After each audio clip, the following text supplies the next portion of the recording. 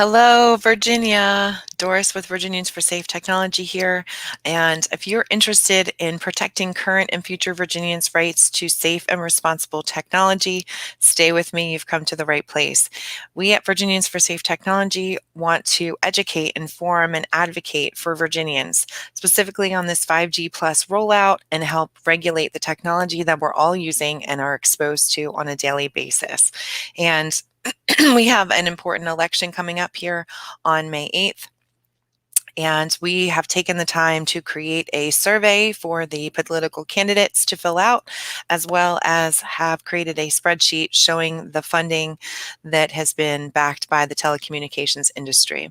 So let me pull this screen up all together here. Okay, perfect. So on our website, virginiansforsafetech.org, under Virginians and 5G, you will find candidates and 5G. And if you scroll down a little bit further, you will find two icons. First is our survey, and second is our telecommunications industry and the funding, because we know that sometimes it's difficult to take politicians' words for various reasons. We want to pay attention to how they are being funded, and we want, as a bipartisan group, we want to take a look at that because that's important, but we also want to align that with our survey. So let me click on that link for you. Stop sharing this screen for just a second and pull up the next screen so you can take a look at what it says under the candidates. Let's go to the money first. Show me the money, right? Follow the money train and we'll find out what our candidates are likely going to do.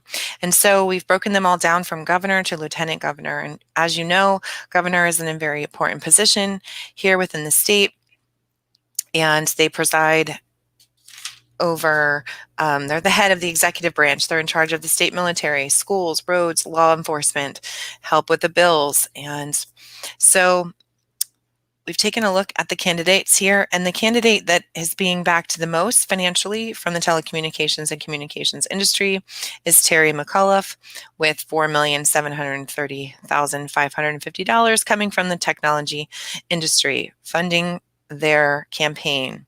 So we are not exactly encouraging him as a candidate who will advocate for consumer rights in regards to technology, but we'll see if he takes the time to fill out the survey, right?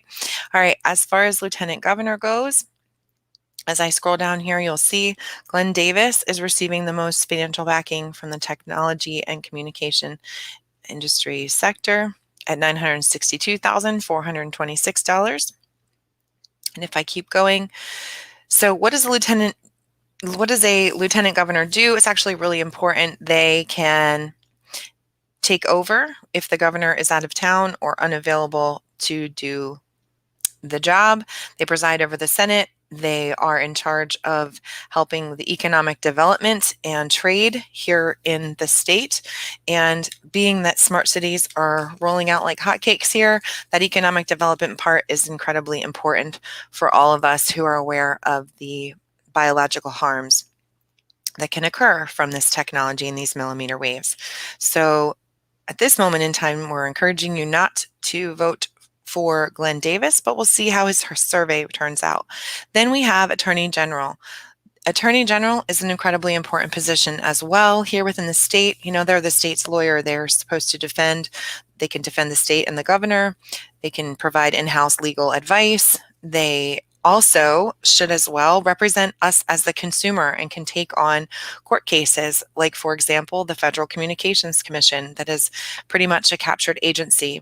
And so we want to find a representative here, an attorney general, who will represent the consumer. And as you can see from this survey here, or this spreadsheet, I'm sorry, Mark Herring, who is our current attorney general, is being backed $1 million by the telecommunications, technology, and communication sector. So at this moment in time, you can see where the funding will be going and where he will more than likely be swayed.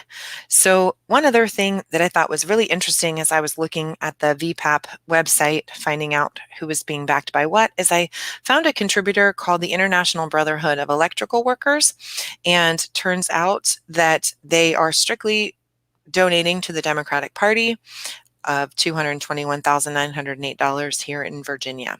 So I just thought that was interesting. Again, we are bipartisan, but we are taking a look at not only where they are being backed, but also what they are going to respond on our survey as. So let me pull up the next slide, which is our survey. So we just sent the survey out to all of them today via email. We're also sending it via snail mail. It's in my mailbox at the moment, so they should be receiving it in the next few days. So we could use your help by encouraging, if you're on social media with any of the candidates, if there's somebody you have in particular in mind that you're wanting to vote for and you care again about Virginians' rights to safe and responsible technology and you're concerned, it would be wonderful if you could help assist us by reaching out to them either by social media or email or calling them if you can ever find their phone number. How they get paid so much money and you can never find a phone number for them is beyond me. But anyway, let's go here to this survey. So I'm not going to read everything. You can look at this in further in depth, and we did our best to try to put in some links here as well to kind of help educate them, because they may or may not be as educated on this specific area or in this specific topic as you would be astonished to find that out. However, all right, we're asking them to answer the questions of the survey, selecting yes, no, if applicable, will they sponsor legislation? Because we know actions speak louder than words, and we know that if they're willing to sponsor legislation, then they care about this topic as much as we do. So we've got 10 questions for them, and I just want to briefly read through exactly what we're asking them for to highlight and bring some awareness for those of you, if you're questioning, wondering what this is all about. So number one, consumer rights. We want to know, will they support legislation that would encourage using fiber optic cables over wireless connection wherever possible to protect current and future Virginians' rights to safe and responsible technology? Two, another main issue is promoting the general welfare, because there are people who are electromagnetically sensitive or electromagnetic have hypersensitivity. We want to know if they will support legislation that would provide low electromagnetic frequency safe meeting rooms in public buildings or low electromagnetic frequency public housing in Virginia, where counties and cities will accommodate and promote the general welfare of all constituents.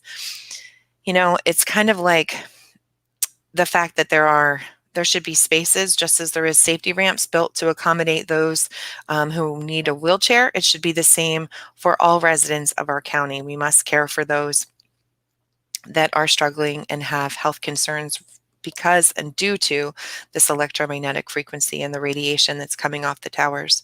The third concern we have is of property values, and this affects each and every one of us as a homeowner, especially, and a business owner. We want to know if they will support legislation that will bring back local control to business owners and property owners, allowing the right to refuse 5G plus small cells being placed on their property in order to keep their property values intact. That's a big deal. 4, privacy rights. And this affects everyone in Virginia, whether you're aware or not.